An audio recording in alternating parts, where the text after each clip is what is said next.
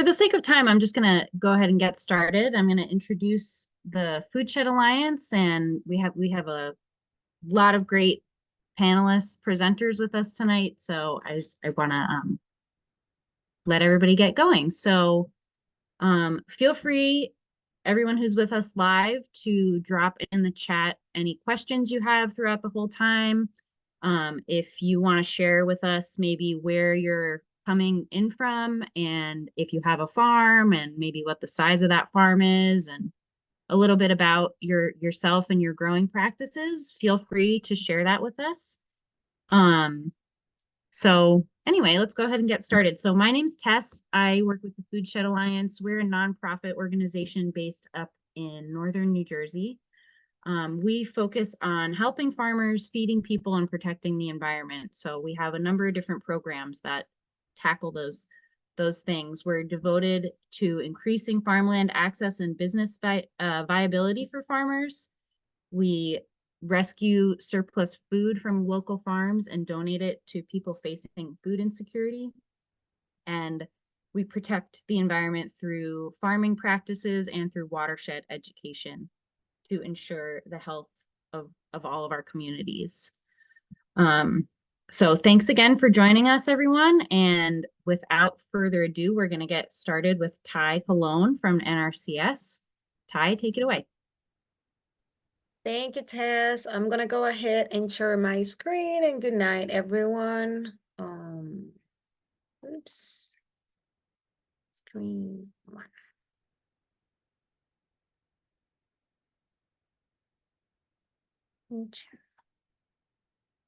I'm not used to Zoom or used to Teams, so it's taking me a bit longer. And then hopefully all of you can see my screen. Once again, good night, everyone, and thank you, Tess, for having us here tonight. My name is Tairi. Everyone calls me Ty, and I am NRCS Outreach Coordinator. Currently, I am Acting District Conservationist out of the Columbus Field Office, which covers Burlington, Camden, and Ocean County.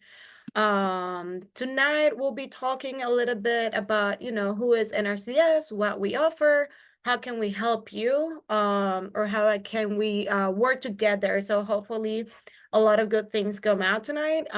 Like Tess said, if you have any questions, please drop them in the chat. We can address those, at any time during the presentation, or we can address them at the end of the presentation. So that's totally fine with me. So who is NRCS? NRCS translates to Natural Resource Conservation Service, and we are part of the environmental arm of the United States Department of Agriculture. We used to be called Soil Conservation Service and came out of the Dust Bowl, I think in the mid-1900s. We work with private landowners and farmers to write conservation plans and put conservation in the ground. We are a non-regulatory agency, and it's totally voluntary to work with us. So no one can tell you go work with them if you don't want to. You have to reach out to us and want to work with us one way or another in order for us to be able to do it. Our agency covers every county in the United States, and we have a good, diverse staff from planners, wildlife specialists, soil scientists, agronomists, among other, including like forestry staff. So here are just like a few pictures of like the Dust Bowl. This is how like it happened, how everything happened, that most of our topsoil ended up in the Atlantic Ocean. And this is what we ended up with, tons of erosion, not topsoil. And that's how this agency was created, just initially to protect our soils. And we then changed our name to Natural Resource Conservation Service because, it's not really about soils, but we have expanded a lot. So we had to reflect that in our name. So what do we offer? We offer technical and also financial assistance. Our financial assistance is all funded by the Farm Bill and is a cost share program. We work with you to mitigate environmental problems and address research concerns, as you can see on the left side, what some of those research concerns are. So we base everything we do off of these research concerns. We follow NRCS practice standards, which are research-based. We can work with private, public land, and except the contracts cannot be with the public entity, like government entities, local government entities. Usually, we can work on the land if it's operated by someone else, either a nonprofit or a private person, like an individual. So we have many programs, but today I'm going to focus mostly in our programs that are more focused for like beginner producers. It's a good start with us, which are the highlighted program, EQUIP, AMA, and CSB. Our EQUIP program, Environmental Qualities Incentives Programs, offers technical and financial assistance. Like I said, it is a cost share program. It is for field crops, specialty crops, organic crops, livestock, and non-industrial private forest land. So rather than take land out of production because of X or Y concern, we want to help landowners and farmers to maintain and improve production while also conserving the natural resources. Some of the benefits of EQUIP is just to protect their resource concerns and natural resources that I talked about in the beginning.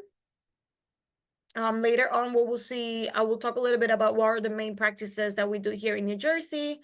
But most of them had to do with soil health, like reducing water, soil erosion and sedimentation, creating wildlife habitat, and water quality. So how does EQUIP works? Through EQUIP, we can help producer to implement structural, vegetative, and management practices.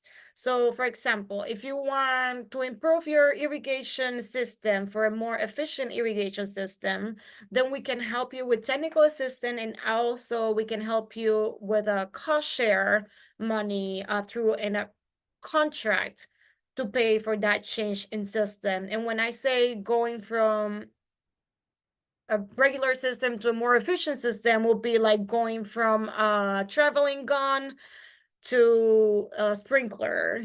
These are big system, but you can also like go to traveling gun to drip irrigation, for example. So what lands are eligible for EQUIP? Any land on which agricultural commodities, livestock, or forest-related products are produced. It can include cropland, pasture land, non-industrial private forest land, and other farmland. Something good to note about EQUIP is that we have no minimum acreage requirement. So I think the smaller we can plant is like 0.10 acres, but now we have some other components that we can plant, especially with your lot now with urban farms. We can also plan for square footage as well. It's good to know that EQUIP is a competitive program that awards points based on how many resource concerns are you meeting and how much you're doing on your land and other factors. So it is competitive. Applicants that can apply can be individuals, legal entities, joint operations that have control of the land and manage it for agricultural, forest, and livestock production. I mentioned that you will go into a contract with us, so you have to have control of the land, meaning that you have to have a lease or like some control of it during the duration of that contract.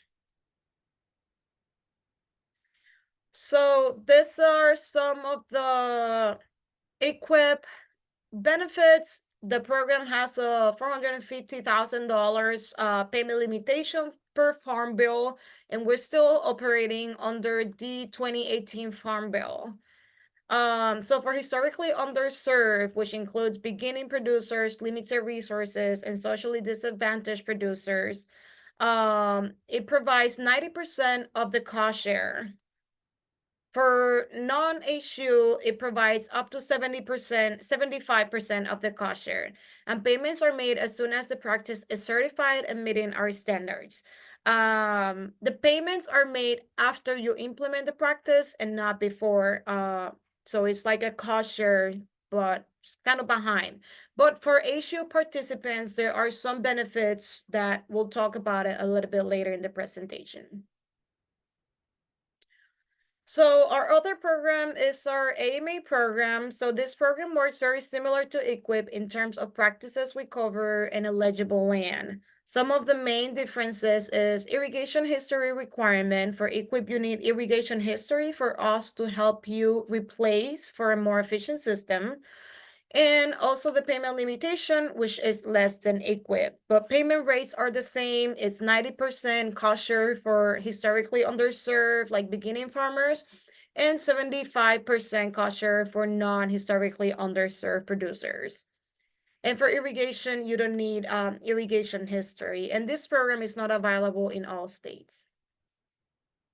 So here we can compare the two programs. And another difference that I did not mention before is that historically underserved producers, aka beginning farmers, can request an advance payment on the EQIP program and not on AMA. So what is an advance payment? An advance payment limits out-of-pocket conservation costs for you producers, beginner producers. You can request an advance payment anytime before the practice is implemented, and you will get 50% of the total amount ahead of time. The idea of this is so you can put in like any deposits that you might need to put down, or you can buy materials that you might need in order to implement the practice. And then the only restriction here is that it must be spent within 90 days of receiving that money, which you just have to provide a receipt or let us know like that you spend the money. We'll document that and you're good to go. This advance payment is limited to historically underserved producers, which, like I said, includes socially disadvantaged farmers, beginning farmers, veteran farmers are included there too, and then limited resources farmers. Another one of our program is the CSP program, which is for producers who have done some conservation in their land, because we know that not everyone is like really starting, not that we have help people like to set up people, but this one is if you've done some conservation, if you already do cover crop, if you already have an efficient irrigation system, well, this program might be for you. This program provides benefit including increased crop productivity and wildlife habitat improvement and increased resilience to weather extremes. It also helps with the adoption of new technologies. So this program will help you enhance the conservation that you've already been doing on your land. So some of the benefits of this program is that it depends on what you've been doing, but like I said, we can help you enhance the practices. So if you've been doing single species cover crop, we might be able to help pay for a multi-species cover crop that could help you fix a specific resource concern, like it is compaction or maybe increase organic matter in the soil. Also, like if you already do no-till, but you just do it, for the soil health, there's other ways that we can help pay for no-till for a specific resource concern. So it's just like taking that conservation that you already do to the next level. So this works different than EQIP program. This program is a 5-year contract, and it gives you annual payment for implementing the practices that you agree on, and also for maintaining what you've already done. So there's like 2 different payments on that. It's a 5-year contract. Like I said, you can renew, of course, for another 5-year period. This contract has a minimum limitation of $2,000 per farm bill, and it doesn't matter the size of the land. Now, this is new for fiscal year 24. There's a minimum $4,000 per year. So what does this mean? This means that if with the annual payment and the practice implementation, you have a small farm and you don't get to that $4,000 per year, let's say that you get to $3,500 for a certain year, automatically the system will round that up to $4,000 every year, which is actually really good the practices don't pay as well in this program as they do in our EQUIP or AMA program, but then you get this additional money that it's calculated based on how many research concerns you meet. So you work with your conservation planner to figure that out, and also how much acreage you have. But then in order to make it fair between, small farms and big farms, that's why this minimum payment per year comes into account. And for all of this, you will talk to your it's not like you have to figure all of this out on your own. You will work hand in hand with the conservation planner that will come visit the land, will come talk to you, will be in constant communication with you, figuring this out. This is not just something that you have to do on your own. It's something that we'll work on it together. So here's a list of some of the top conservation practices in New Jersey. There's a long list of conservation practices we do. There's like more than 100 conservation practices and a lot more enhancements for our CSP programs that we do. But these are the top in New Jersey. Cover crop is a big one.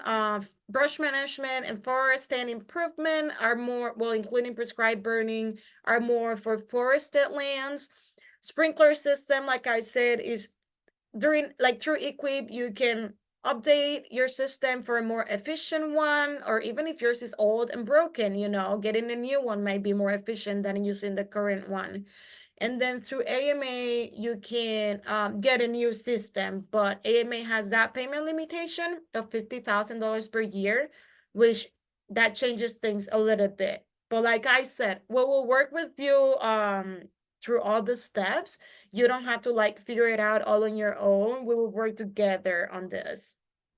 Now, in order to participate from our programs or our eligibility requirements, of course, we are a government agency and there's always some paperwork that we have to do.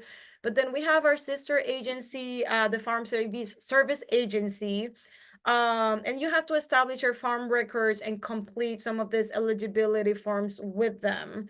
So in order to do so, you must be the owner or operator of the land. And these are some of the forms that you'll have to like work on them. I won't go into detail in all of these forms because that could get kind of crazy really quick. But I just wanted to show you that there are some forms to fill out. We will work with you, either us from NRCS or like our FSA partners will work with you to help you fill out this form if it's necessary. So there's 2 forms in this list, but then there's 3 more forms on this other slide, which are just like pretty much all the documentations plus the application. That's all that you have to fill out just to start with us. But like I said, we're more than happy to help you and walk you through all of this form and all of these steps. So just so you have an idea of how we work, we planners have a 9-step conservation planning process. I always like to look at it as an extended version of the scientific process. So we will work with you to develop a conservation plan where we will combine your existing production methods with recommended conservation practices that we will do based on what you already do. This will help you to best manage your property, unique natural resources, while also allowing you to grow sustainability, productivity, and improve those natural resources. So what is a conservation plan? The conservation plan includes tools and resources customized specifically for you and your operation, like a land use map, soils information, might include photos, inventory of resources, a schedule of recommended practices, when should you apply these practices? Also, like any engineering notes if they're required and needed, and implementation requirement sheets. How do you apply those practices? What, like all the information behind it? We will provide all of that. Now, the plan is written in a clear step-by-step format that meets your needs. You can choose options that are suitable based on their circumstances and time schedule. So if we recommend something that is not suitable for you, we can work on things that are better for you based on your objectives, of course. So we offer this assistance at no cost. If all you want is a conservation plan, you can just call us or come into the office and we can help develop a conservation plan for you. We will prepare this for you at no cost. Of course, our goal is to give you more personalized advice and information based on the latest science and research, like I mentioned, to help you make informed decisions, especially if you want to help the environment. Now, if you choose to take the next step towards improving your operation, you can also choose to apply for financial assistance to get help installing the practices that we recommend in this conservation plan. And then the financial assistance can be for any of the programs that I mentioned before. Even if you don't really know like where you'll fit best, like the planner will work with you to figure that out. So in the beginning, it could be that you just want our assistance, and that's totally fine. Once we come out, visit the farm, and talk to you, we can advise on what program is best for you. Now, these are I'm going to show you some pictures of some of the things that we have done. Of course, in this picture, we can tell on the picture in the left that the water can soak into the ground. It's bare. The topsoil is going away with the water. So to keep water from taking soil in when it rains faster, and then also to help absorb the water, we designed and implemented a grass waterway, which it does like makes a huge difference. Sometimes producers don't want to take land out of production, but then they don't realize that you're losing your good topsoil and your good land just because you don't want to take it out of production. So eventually that land will stop producing. So sometimes it's worth to sacrifice a little bit of the land just for that. We help kosher high tunnels, just to like extend the growing season. There could be many different research concerns. We will work with you on the requirements for the high tunnels, but we help kosher, and this one is a very popular practice as well. And the size of right now, we don't have a limitation on how much square footage we pay by the square foot. We don't have a limitation on how much or how little it has to be. So that's up to the producer and the landowner. We help pay for more efficient irrigation systems, and AMA can also pay for new irrigation system. Now, if you have a small farm and all like you prefer to do drip, we can do that as well. But if you have like a big leaky system that's broken, it's very old, we could help you replace that for something that's more efficient. We pay for reduced till, no-till, planting in green is a new practice that we do now too. We help pay for cover crop, and it can be single species, multi-species. Of course, the payment for the different components for multi-species and single species is going to be different. That changes every year. Once you get into that in the planning process, the conservation planner that you're working with can discuss that with you. Now, some other bigger and practices that we have done that will require like engineering design, and we do have engineers and staff, so all of this it's designed by our engineers at no cost to you, if you're in a conservation contract for financial assistance. So this is an on-farm secondary containment facility. It is a storage facility that can be used for dispensing fuel, for farming activities, just to contain the petroleum products. So this helps avoid these products or these tanks, if they're leaking, it helps avoid that product to go underground and, get to our waters. And this facility, I mean, there's multiple pictures here, but it's the same facility. It is an ASF, it's an agri-chemical handling facility. It is a structure to properly manage and handle agri-chemicals like fertilizer or other chemicals. So it similar research concern as the previous picture. It helps to reduce pollution to surface and groundwater, including potential drinking water sources. So the benefits that I've heard about this facility, oops, sorry. The benefit that I've heard about this facility from producers is that, if your tank explodes, all that fertilizer is contained within the facility, and the producer can just pump that fertilizer back into a new tank. So it has some benefit for the producer as well, because in another scenario, then they would have lost all that fertilizer, especially with costs right now.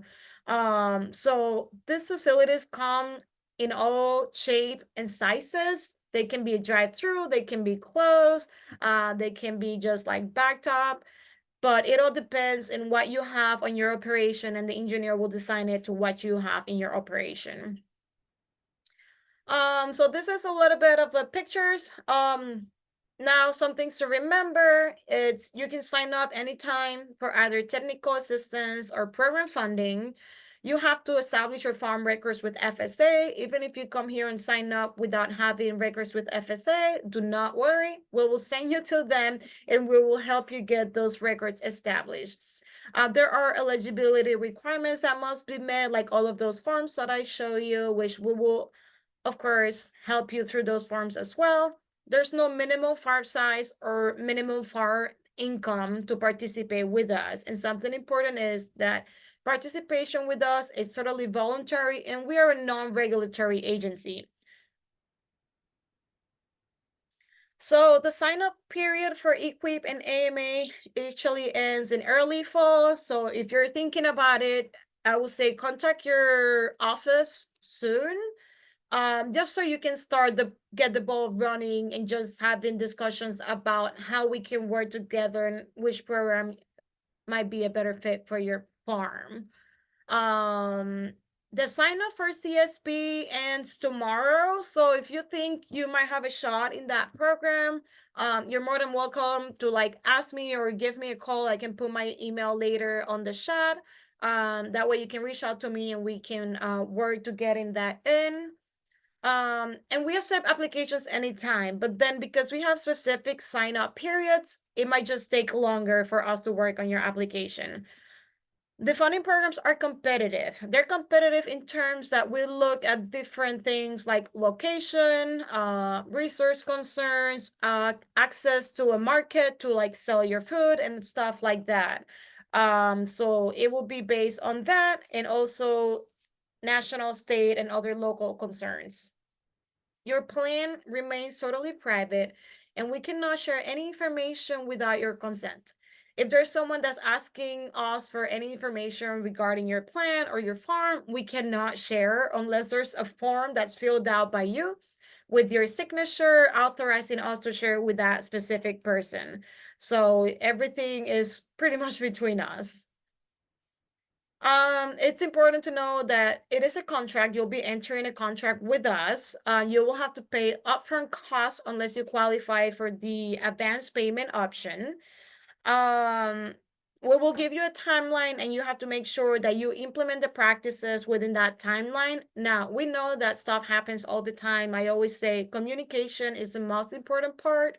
If by any chance you couldn't do it within that specific timeline, as long as you're communicating with your conservation planner, we should be able to get things worked out. The projects must meet NRCS standards. That just means that if we tell you that you have to implement the project a certain way, it has to be done a certain way. Of course, if that certain way doesn't work for you, we can always work to try and make it as easy for you as possible, but it always has to meet our standards. And you will know what those standards are beforehand, because every practice has its own specifications. Now, before completing any payments, we must go out there, inspect the work, and certify the work. That's only if you are signing up for financial assistance. If you're signing up for technical assistance, it's a little bit different. We don't have to worry about it. And like I said, communication with your field office and planner, it's important for success. So feel free to bug them as much as you can. That's what we're here for. Now here you can see our office locations. We cover the entire state. We have multiple offices across the state. This presentation will be shared with all of you guys, so you can access this like later in more detail, and you can always reach out to me or your field office if you have any questions. Here is the information of the different field offices. You can call any field office, even if you're not sure if that's your field office. They will direct you to your correct field office. So you can call any of these field offices for more information, for application. And like I said, I'm more than happy to answer any questions. I will also put my information in the chat, just to make sure that you have my contact and you can reach out to me with any questions. And Tess, I think that concludes my presentation, so I'll turn it back to you. Great. Thank you so much, Ty. That was Yeah. incredible. So I'm I not sure if there are certainly, questions for me in the chat. I'm more than happy to answer them. yeah, everyone, if anyone has any questions that they want to jump in with now, please feel free to unmute and jump in. But if not, we will definitely be monitoring the chat. And of course, like Ty said, she can add her email into the chat, and I will share everyone's information presenting today in a follow-up email as well. So thanks again, Ty. Thank So you. Olivia and Lauren, I think you both were gonna join us next from the Farm Service Agency. Yep, I will be going first. My name is Olivia Vanko. I'm currently located in the Columbus office with Ty. I'm on the other side of the wall. But I am a program technician there, as well as New Jersey beginner and farmer and rancher coordinator for the state. So I deal with a lot of phone calls from beginner farmers inquiring about grant opportunities, loans, and where they can get started. For this moment, I'll be majorly talking about programs and everything like that, but in the beginning part of my presentation, I will be touching on beginner farmer and rancher stuff, and then we will transition into loans, which is what Lauren will be talking about. So give me 1 second. I will share my screen. Give it 1 second. All right. I hope everyone can see that. Who is FSA? So FSA stands for the Farm Service Agency. It's part of the United States Department of Agriculture, and we provide programs and loans to help farmers, ranchers, and agriculture partners to provide food, fuel, and fiber for millions of people worldwide. Our mission is Farm Service Agency is equitably serving all farmers, ranchers, and agricultural partners through delivery of effective, efficient, and agricultural programs for all Americans. So like I said, we're housed inside the USDA.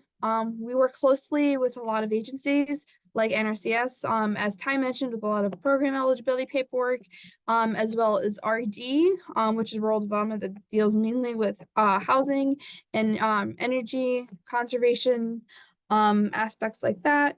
We do a lot of programs involving disaster relief and price support for a lot of commodities. So, as I mentioned, I will be, this is actually a little messed up. I'm focusing on farm programs, which is the green section. So we're doing conservation programs, disaster programs, organic price support, and safety net programs. So it's a lot, it's very intimidating thinking about what to bring to your first appointment or to your first visit for the Farm Service Agency when you have to do a lot of that eligibility paperwork to get up and running and get into our system. So one of the first things that you need is proof of identity. Who are you? We look for things like driver's license, social security numbers. If you're an entity, we do a lot of entity formation documents, and then what land you're operating on. So a copy of recorded deed. If you don't have that, we often use block and lot information to help figure out where your land is, and then we verify that through our tax map system.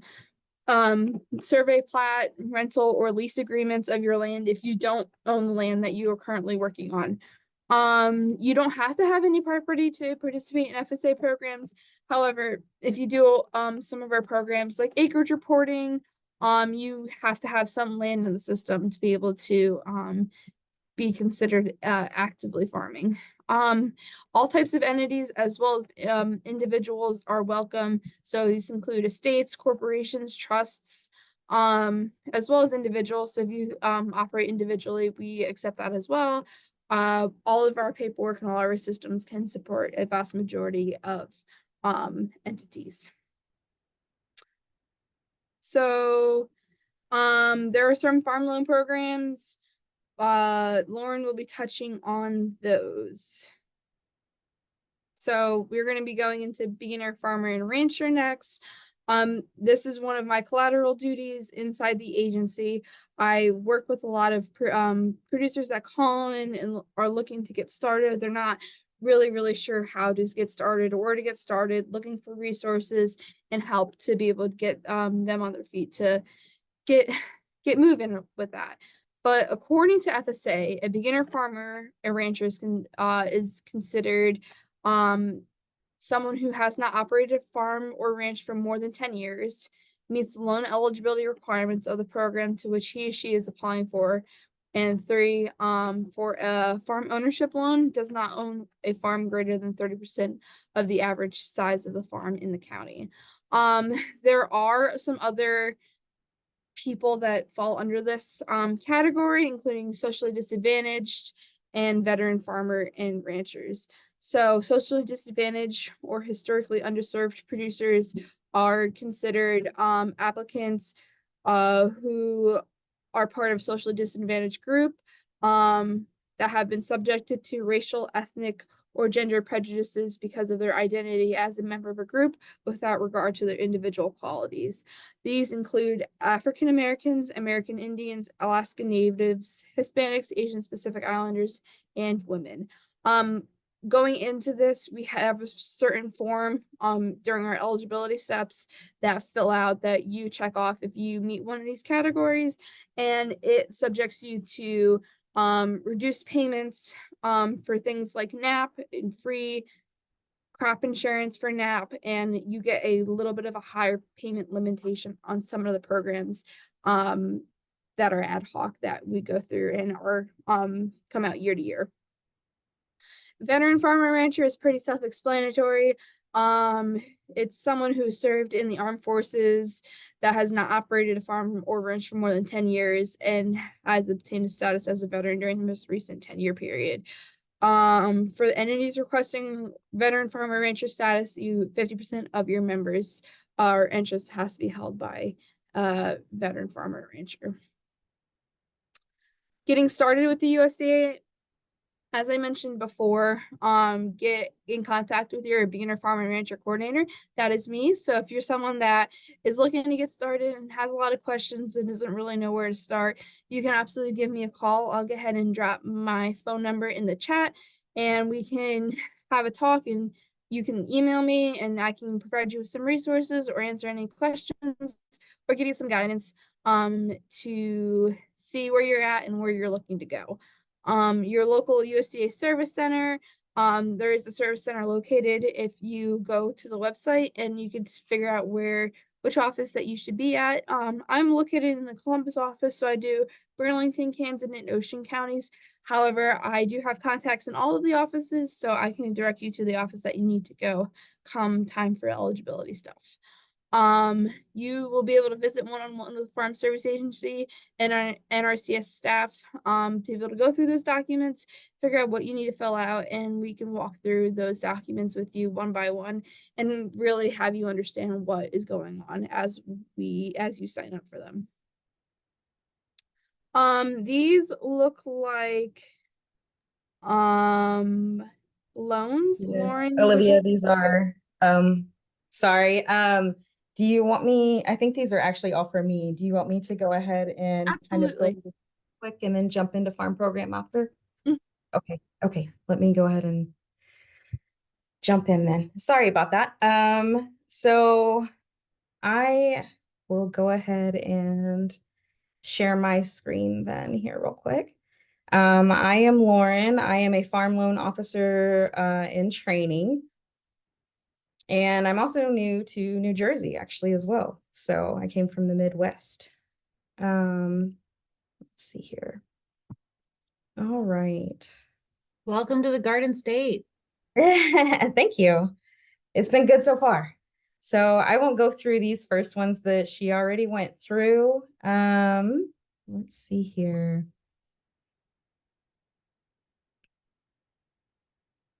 Let's see. It's lagging a little. There we go. Okay. So with farm loans, we have a few things that we like to look at for eligibility. We are a supervised credit setup. So this is different from traditional credit.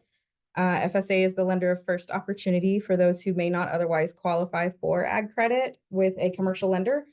FSA makes and services direct loans through supervised credit with funds from the U.S. Treasury. And we offer loan guarantees for loans made by conventional lenders. So they may go ahead and do a loan, and then we'll come back and we'll back it up about like 95% of their loan. So direct and guarantee applicants must be unable to obtain sufficient credit elsewhere. They must be a U.S. citizen or legal resident alien, must possess legal capacity to incur the loan obligation, must have an acceptable credit history, and they must be the owner, operator, or tenant operator of a family farm. So for direct and guaranteed, we can do a farm ownership loan where you purchase farmland, you construct or repair buildings or other fixtures, promote soil and water conservation. This can go up to $600,000 for direct loans with no down payment. For guarantee loans, it goes up to $2,236,000. And these are a max term of 40 years. And the interest rates do change monthly. So I know we are about to go into April. And so for farm ownership, we're looking at 5.35% at the moment. So, or that will take in effect on Monday. For the down payment loan, applicants must be a beginning farmer, rancher, veteran, or SDA.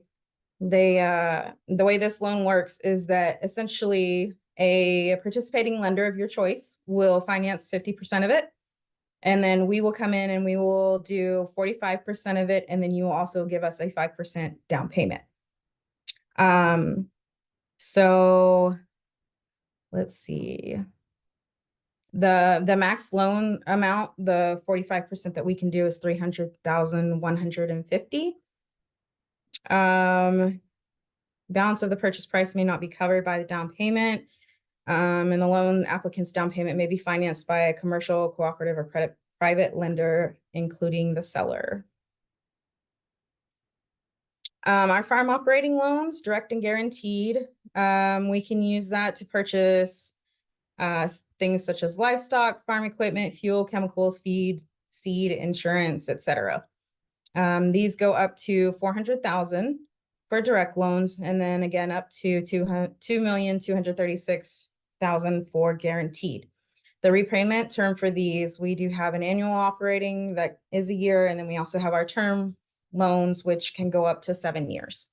The interest rates do also change monthly. So come April 1st, I believe we're a little over 5% at this point. So let's see. Emergency loans. We do these when there's a natural disaster, such as a drought, flood, quarantine, COVID. Basically, if there are any problems like that that are out of your control.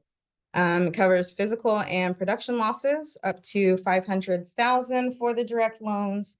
And then the repayment term is based on the useful life of the security. And the interest rate changes monthly as well. And then we do microloans. We can do operating or ownership.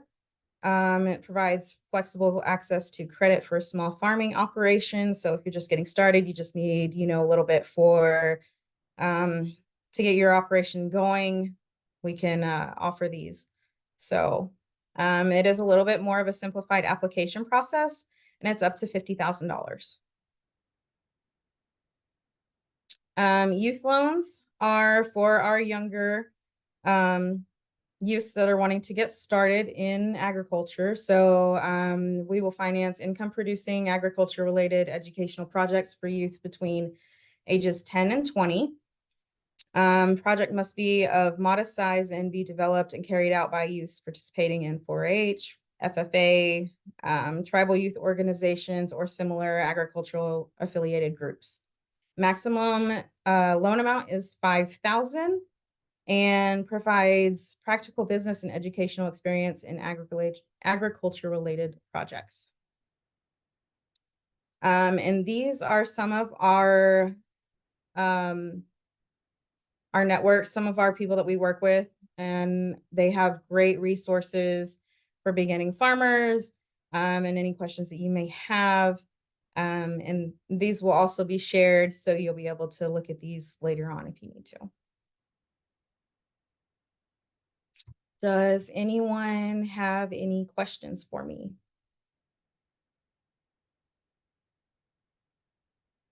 I know I kind of went through it pretty quick, so I apologize. Can you And say then a I- little, sorry, Oh, go ahead. can you just say a little more about the way that the interest rates change?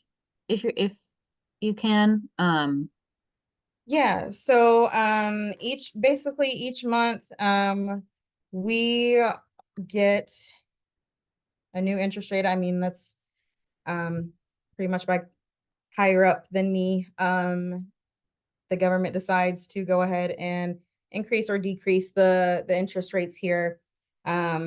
So sometimes, usually our beginning farmer one, if you look into our beginning farmer program, that one usually doesn't change. That stays at 1.5%. But each month, they will decide, I guess, how they want to do our interest rates. Unfortunately, I don't know exactly how they come to that decision, but that's kind of just gets passed down to us. oh, right, sure. And so at every month it kind of is like a Correct. Yeah. rolling. So we'll get notice at like the very end of the month, and then it'll be released on the first of each month. And then Okay. so with that, you can when you apply, when you apply or when we close, say if we go to loan closing and your interest rate went up, if it jumped to a different month, we will go with the original lower interest rate that was done at time of approval. So Okay, if that- that's great to know. yeah. Awesome. Does anyone have any more questions for Lauren or Olivia? Did you have more that you were? Yep, I did. I have my programs to jump back into, but if anyone has any questions for Lauren at this moment, they're more than welcome to ask. Great. Yeah. And as always, if you have more, drop them in the chat as they come up. So go ahead, Olivia. Thanks. Thank you, Lauren.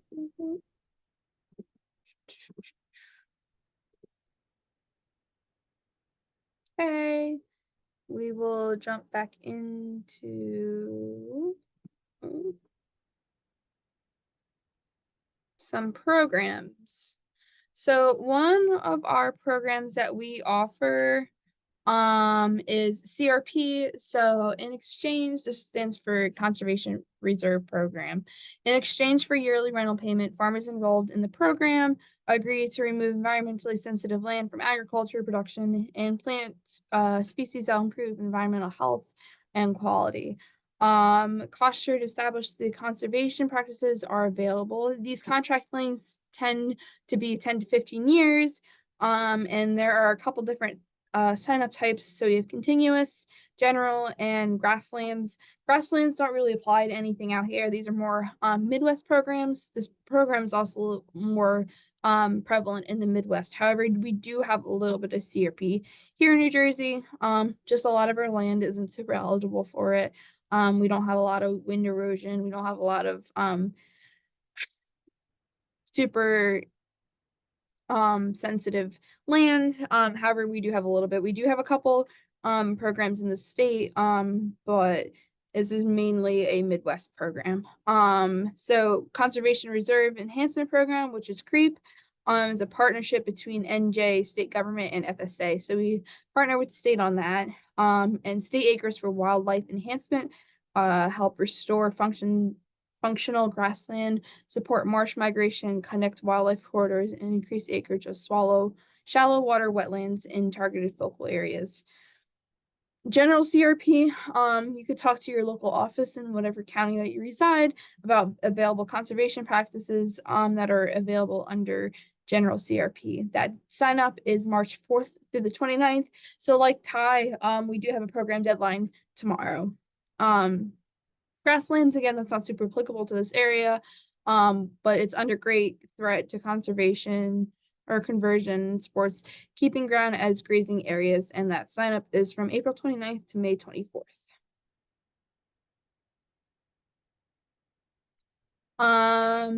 More conservation programs include Emergency Conservation Program, which is ECP.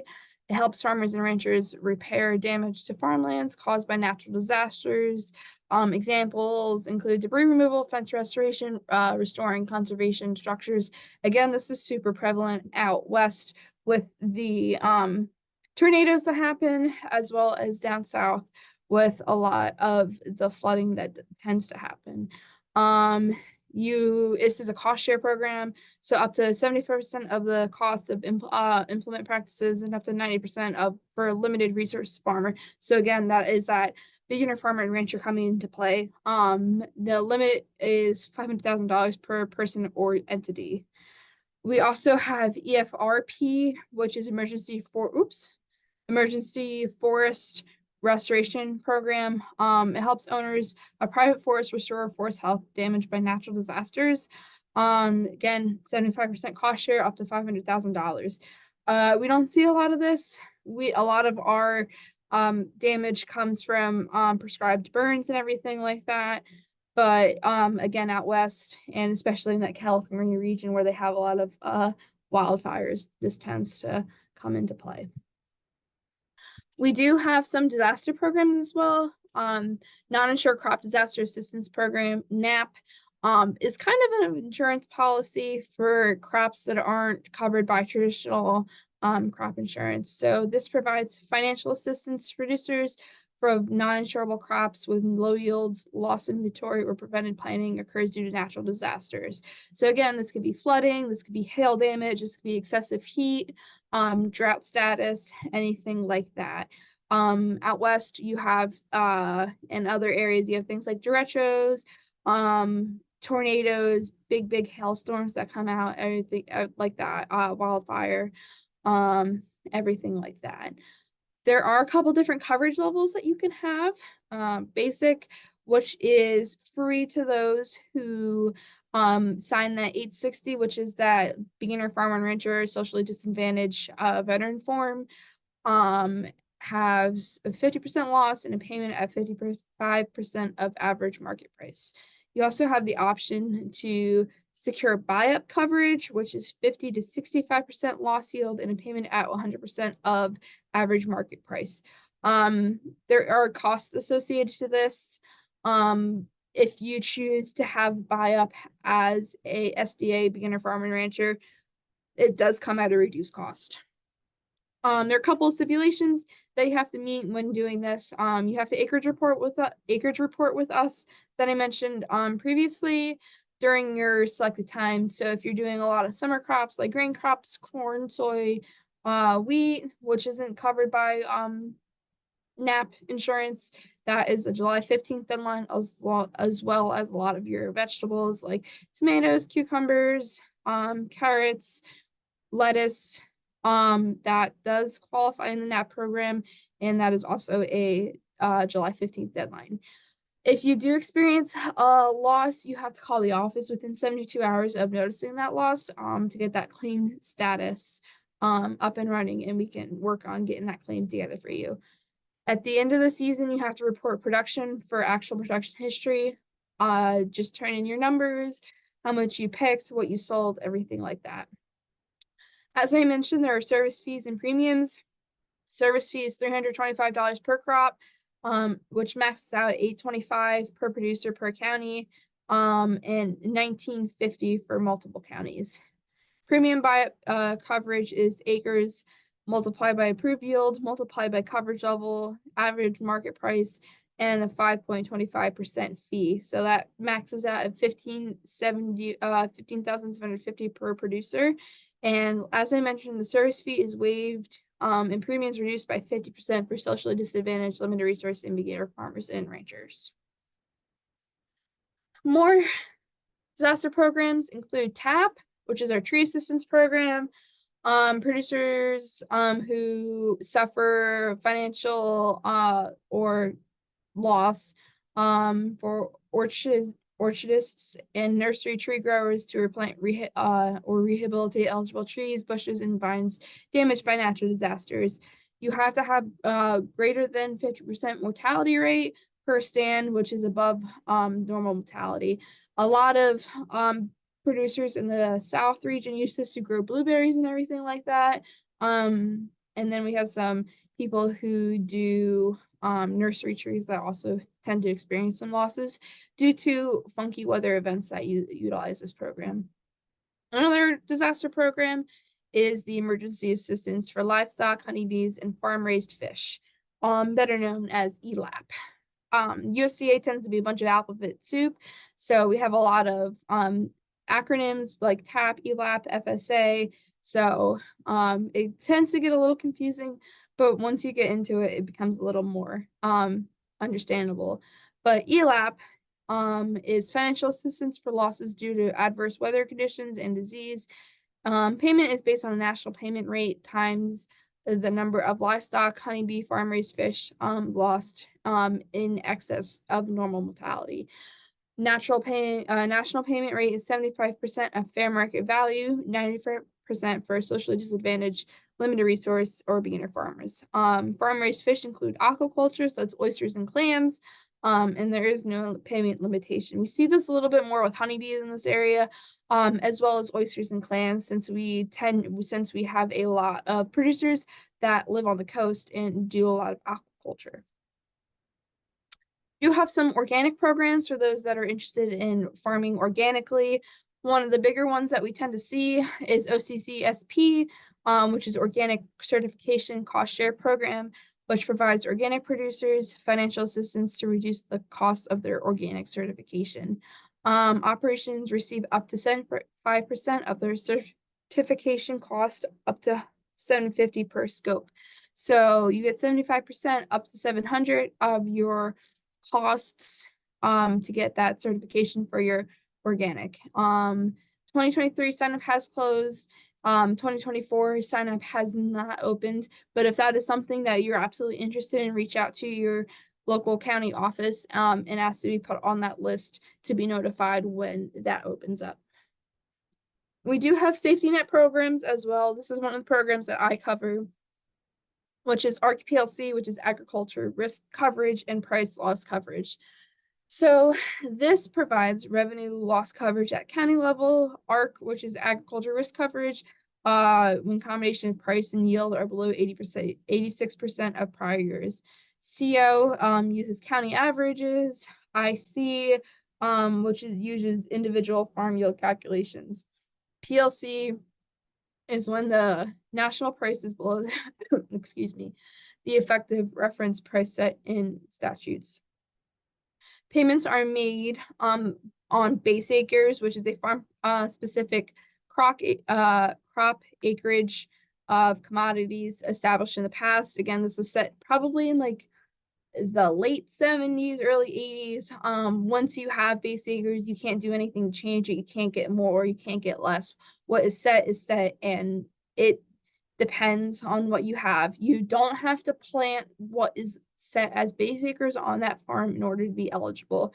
Common commodities that we see base acres on in New Jersey are wheat, barley, oats, corn, soybeans, sorghum, and I tend to see a lot of sunflowers in the central and south part of the state. Fruits and vegetables. If you plant fruits and vegetables on base acre land, there is an acre for acre reduction for that payment. This program has tended to pay a lot in previous years. However, in the last 2 or 3 years, we haven't seen it pay as much, but it definitely has potential to pay in the future. Again, this is a program that's super dependent on the Farm Bill, as Ty mentioned previously, that a lot of programs are. So hopefully within the year that we get a new Farm Bill and we're able to kind of look at this program again and redo some of the things that aren't working super well, as well as get new specifications that in hopes to pay some producers a little bit more money on it. We also have price support programs that are loans that are similar to what Lauren does, but don't exactly cover everything that Farm Loans does. One of them tends to be a marketing assistance loan, which is an MAL. These cover wheat, corn, grain, sorghum, barley, oats, soybeans, and other oil seeds, as well as dry peas, lentils, chickpeas, wool, mohair, honey, peanuts. A lot of what we see tend to be your grain crops, like corn and beans. We do see a little bit of wheat, and then especially in this part of New Jersey, we do LDPs for which is another similar loan for wool and mohair. At the beginning of the harvest, when crop prices are low and the cash flow is still needed to pay some bills. So there is a delay in sale for the commodity until the price increase while still maintaining cash flow. And repayment is money or use of commodity as collateral. We also have farm storage facility loans that are available to upgrade or purchase farm storage facilities. So eligible facility types include grain bins, hay barns, bulk tanks, cold storage facilities, as well as equipment like drying, handling, and storage truck equipment. This includes storage and handling trucks. Can be new or used, fixed or portable. Eligible commodities to be stored in these buildings or facilities include grains, oilseeds, peanuts, pulse crops, hay, honey, fruit, vegetables, floriculture, hops, maple sap, milk, cheese, yogurt, butter products, eggs, unprocessed meat, poultry, rye, hemp, and aquaculture. So the program is very, very vast, and we can do a lot to work with you to be able to get what you need if your storage facility requirements are not super adequate for the operation that you're currently doing. Like Lauren said, there are loan terms and down payment rates. Our loan terms tend to be a little bit different than what farm loans has, but they're similar enough that you can compare them. So our loan terms tend to be 3, 5, 7, 10, and 12 years. Majority of them tend to be that 3, 5, 7. If it's less than $50,000, you got 15% down. If it's more, then it's 5%. I'm sorry, if it's greater than 50%, it's 15% down. If it's less than $50,000, it's 5% down. Also similar to farm loans, that there are changing interest rates. These interest rates tend to be lower than what the commercial average is, but they do tend to follow somewhat of a trend of what commercial prices are. So if you see high loan rates outside of FSA and USDA programs, you'll tend to see a little bit higher inside FSA and USDA. But FSFLs require a project to be completed prior to any funds being dispersed, which is a huge difference between FSA programs as well as farm loans programs, and 50% payment can be made once 50% of the project is complete if you structure your loan that way. Again, that has to be something that has to be spoken about prior to you completing 50% of your project. Traditional FSAs loans provide a greater flexibility, but require the applicant to be ineligible for commercial credit and have higher interest rates. So again, if you can obtain commercial credit elsewhere outside of FSA, it's always going to be recommended. It's always going to be the best bet for you. But if you can't, we do have these programs available for you to take advantage of. Again, our loan rates are pretty standard at this moment. 3 through 10 years is 3 years is 4.25%, 5, 7, and 10 is 4.125, and then 12 is 4.250. Again, they change month to month, but they tend to not fluctuate as much as you would think. They're usually within the 0.5% of each other.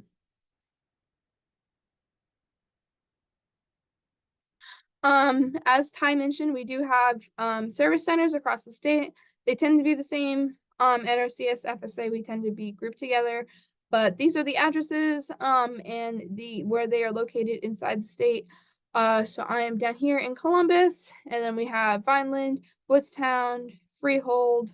Our state office is located in Hamilton, New Jersey, Frenchtown Service Center, and Hackettstown. You can also keep up with us. You can get text messages from us, so you can go ahead and take care of that information if you want. So it would be NJ/your county. So if you're from Burlington, like I am, it'd be NJ Burlington. Ooh. And then you can go ahead and type that to FSA Now, which is this number right here, and subscribe to our alerts, and then you'll get some alerts about deadlines and what's happening in the county. And that is about all I have. Does anyone have any questions?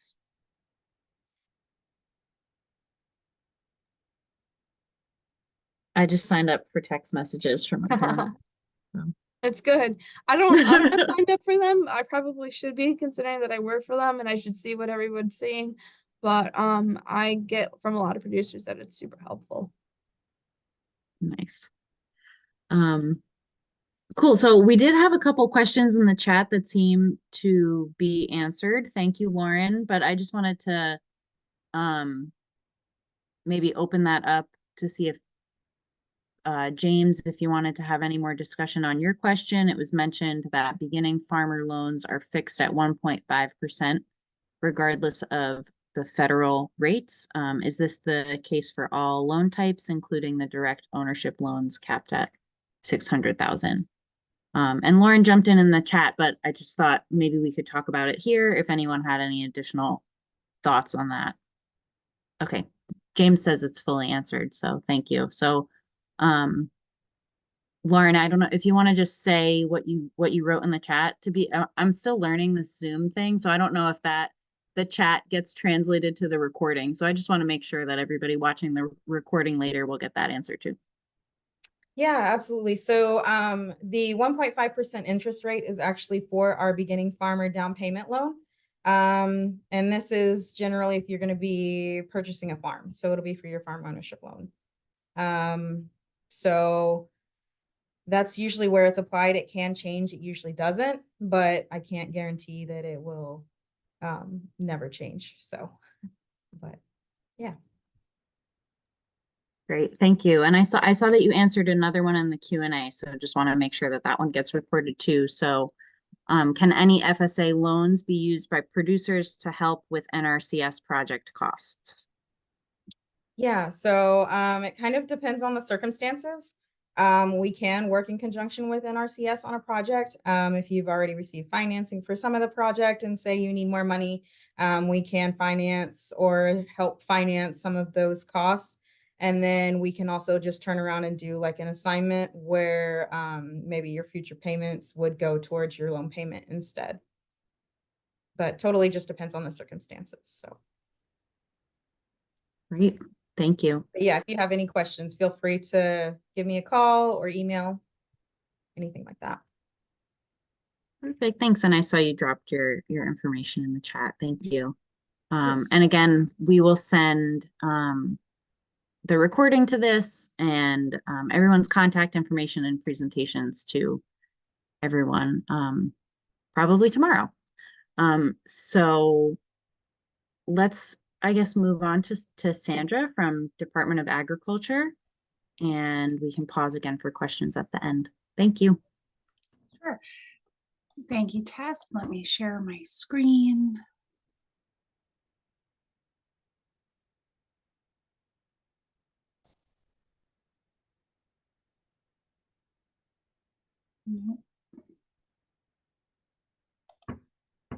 Okay. Great. So thank you, everyone. As Tess said, I'm Sandy Howland with the New Jersey Department of Agriculture.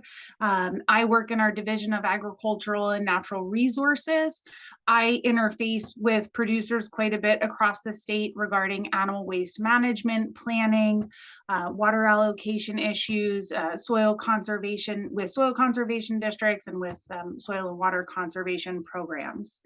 Tonight, I'm going to provide an overview of services that the department provides, touch on some grant opportunities that are currently available, and also highlight our recently launched ManureLink website and associated field day.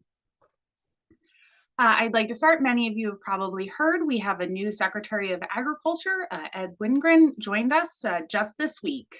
And so we're excited to work with him. So the department's mission is to strive to promote, protect, and serve the Garden State's diverse agribusiness industries. The department offers programs to support agriculture and manages programs that include feeding school children, conserving soil and water resources, protecting farmland from development and preserving it for future agricultural use, expanding markets for fresh and processed agricultural and aquaculture products, and education for agriculture, food, and natural resource, which includes the state FFA Association. The department consists of 5 divisions: the Division of Agricultural and Natural Resources.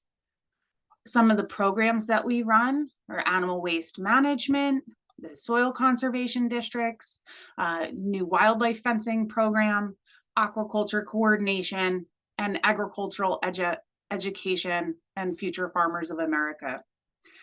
Next is our Division of Animal Health.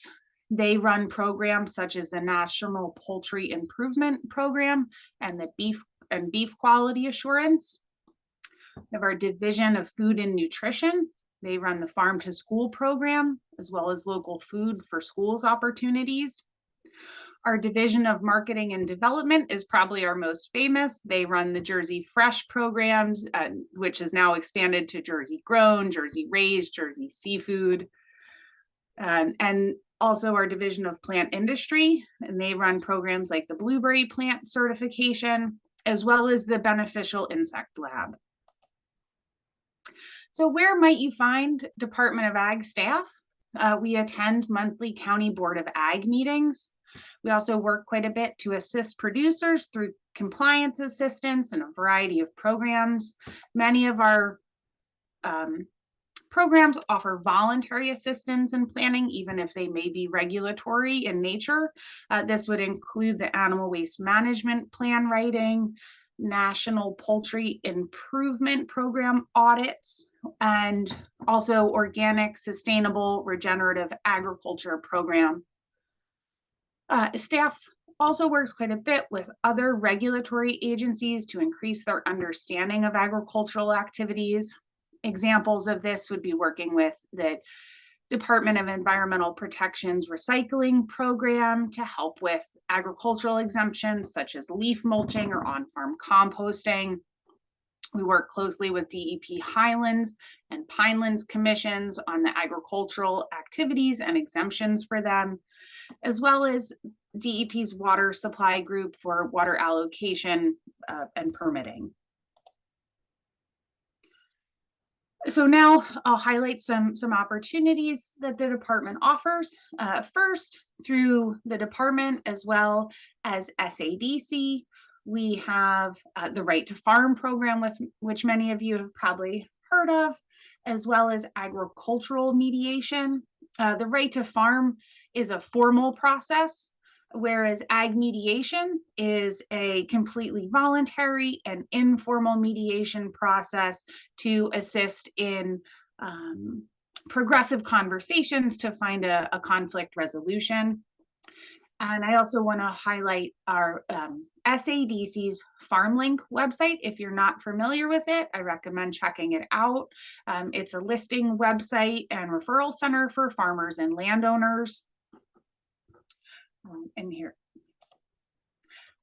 So some programs that SADC runs, but these are limited to preserved farms, are the Farmland Stewardship Deer Fencing Program, as well as Soil and Water Cost Share, both of which offer 50% cost share on practices. Soil and Water Cost Share is a great program. However, sadly, it cannot be partnered with EQIP funding, but if for some reason that maybe that isn't a good fit for you, you may want to look into Soil and Water Cost Share. New opportunity is wildlife fencing. That is through the Division of Agricultural and Natural Resources. Up until last year, basically deer fencing was limited to preserved farms for cost share. So now it is open to any farm, and applications are currently being accepted. And it is it is matching up to 50% of actual expenses to a maximum of $50,000. Also, within our animal waste portion of the website, we do have a listing of grant opportunities across the state for animal waste management related practices. And this is highlighting other entities that may offer assistance, whether it's standalone or it could be partnered with other funding such as NRCS's programs. And then my favorite are animal waste management grants. We've worked to set up opportunities throughout the state. This is cost share funding for the implementation of best management practices. The funding can be standalone or it can be paired with NRCS monies. I am the contact. Please don't hesitate to reach out to me with questions. If you are in the north, up in Warren, Sussex, Morris, or Hunterdon, Upper Delaware Soil Conservation District also has a grant from us for animal waste management plan writing as well as implementation. So if you're more comfortable, please reach out to Sandra Myers. She's great to work with. Or if you're in the south, the Cape May, Atlantic, Cumberland, or Salem, it's through Cape Atlantic Soil Conservation District, and Riley Blankenship is the contact. And if you are centrally located, reach out to me. And I also want to highlight that within our website, we do have a grants section, and it is kept relatively up to date. This is just a snippet of what's currently listed on the website, but I highly recommend visiting it. And I do also want to highlight that the Farm to School program is offering a workshop May 22nd in Moorestown. If you're interested, please visit farmtoschool.nj.gov to sign up. Now, I would like to give a quick overview of our New Jersey Manure Link project. This was funded through a USDA NRCS Conservation Innovation Grant. And a background on the program was that we have a lot of small acreage farms who have limited capacity to utilize manure, especially our equine sector. And there's a great need to transport this material to nutrient deficient crop fields, composters who would like the material, our urban farms, home gardeners, etc. And also in a bigger picture, it's widely known that there's a need to address agricultural organic waste materials and trying to do our best to keep that out of landfills. So the goals for this project are to provide livestock and equine producers, give them an outlet for excess manure while getting that raw feedstock to composters and producers, and just making those connections. So with that, we have set up our website, njmanurelink.rutgers.edu, which is a free listing service for manure and compost. And then we will also be hosting annual webinars on composting, as well as annual educational field days with hands-on demonstrations. We're adapting NRCS and other practices to best fit our small livestock farms in New Jersey. And we do have a cost share pool associated with this for composting practices. Hot off the presses, this has not made it out of our office yet, but we finally have our webinar and field day scheduled. So if you are interested, please mark your calendars for a composting webinar Wednesday, July 10th, 5:30 to 7:30, as well as a composting field day Wednesday, July 17th from 5 to 8 p.m. in Kingwood, that's in Hunterdon County. And you should be seeing this flyer live next week. I'm just going to give a very quick run through of what the ManureLink website looks like, and please feel free to go check it out on your phone, on the computer. It works on both types of devices. So this is our landing page. From there, you can, without logging in, view available manure or compost, which will bring you to a map such as this. If you click on the drop pins, it gives you a quick pop-up about the material that's available. If you click details, you'll get more information as shown on the right. This would include a location of the compost or manure, approximately how much is available, what types of bedding or livestock have contributed, as well as some pickup or delivery information. You will notice that the contact and retrieval information is hidden. This is to try and prevent spam calls, so you do need to log in to see that. Additionally, on the website, there's a resources section that includes information about composting, about food safety, about regulations, and also touching on USDA's programs as well as Rutgers. And I will just touch on this. If you are using ManureLink to coordinate bringing manure onto your farm, something to be aware of is you may bump into the animal waste regulations. You may want to develop a plan, which you can do so on your own or with the assistance I've already outlined, as well as the DEP recycling regulations. So just want to mention that. So yeah, if anyone has any questions for me, I'm happy to take them.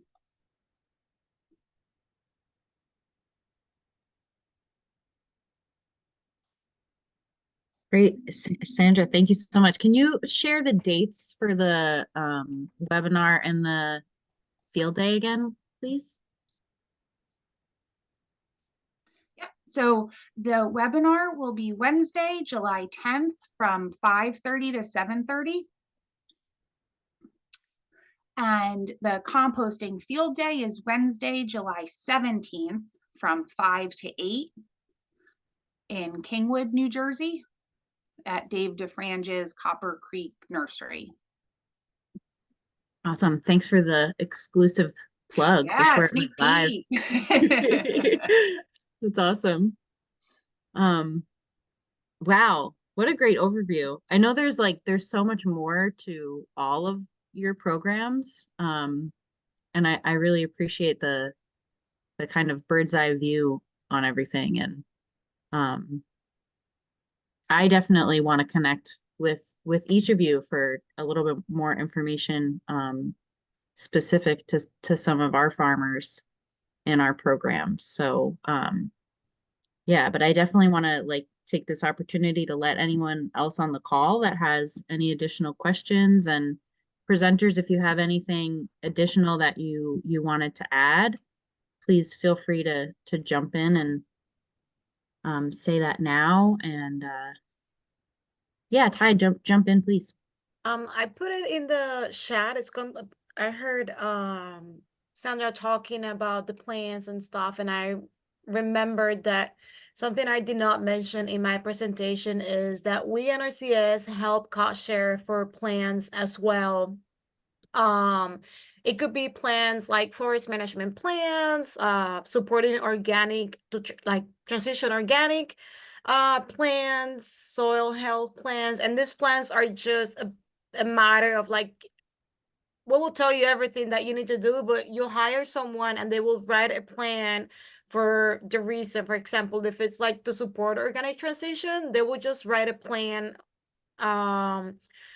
for you with recommended practices on what to do to support that transition. And same with the soil health management plan. They will just like document what you already do and then make suggestions to improve the soil health in your operation and stuff like that. So I just put a link in the chat that you could read more information about it. And if you guys have any questions, feel free to reach out. I'm more than happy to answer them. Awesome. Thank you. Yeah, we're actually going through the process of applying for conservation plans for one of our sage sites. So deep in that paperwork right now. So yeah, I appreciate the support. We have a great conservation like a technical assistance provider. Right. A TSP, yeah. Yeah. So Yeah, that's good. And it can be, the process can be a little bit daunting, but you know, we're always here to support, and like this like plans provide so much good information, you know, for their operation, and so like much of like great advice that I totally recommend like maybe to start there and just test the agency and test our relationship, you know, there, and then go from there. Absolutely. yeah, absolutely. I feel like some of the paperwork is just kind of like really daunting to like look at first, and it's like, oh my gosh, what am I even filling out here? But the I do have to say everyone that we've worked with has been really, really helpful. And like once you just dive into it, it's really not as complicated as it seems. So awesome. Well, I mean, if anyone else has any questions, please feel free to jump in. And if not, I will be sharing everybody's contact information, the slides, the recording to this with everyone who registered here, and it'll also be available on Food Shed Alliance's website. Actually, a quick plug for Food Shed Alliance. We host free education webinars and in-person events all the time. I'm always organizing new things. And something that is really important, we're applying for more grants to help us provide this free education. And it's really, really, really helpful to us if participants can fill out a survey to give us input on how the offerings that we're providing right now are affecting you, if they're what you're looking for, and B, help us kind of develop them in the future. So what kind of education are you looking for? What do you need more information on? And and being able to connect with these amazing presenters who were with us tonight and kind of get a little deeper on each of these things is really, really helpful. So I'm just gonna drop that link in our chat too, if you're able to go check that out and fill out that survey. That would be really, really helpful. All of our recordings to previous webinars are available on that website as well. So this one included, probably by tomorrow. So anyway, thank you all so much for spending your evening with us. Thank you so much to all of our presenters for providing your incredible information and condensing it down into bite-sized pieces for us. And I really encourage everyone to reach out to our presenters here if you have additional questions. Reach out to me if you have additional questions. And I hope that I see you all again soon. Oh, actually, before we go, Sandra, I think you added another.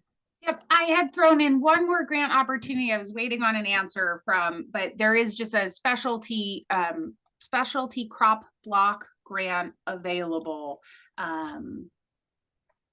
And that includes allowable activities, hiring personnel, planting specialty crops, researching new cultivars. So that information is also on our website. And I think this goes for all of us, but if anyone has any questions and they don't know who to ask, please feel free to reach out. Yeah. Amazing.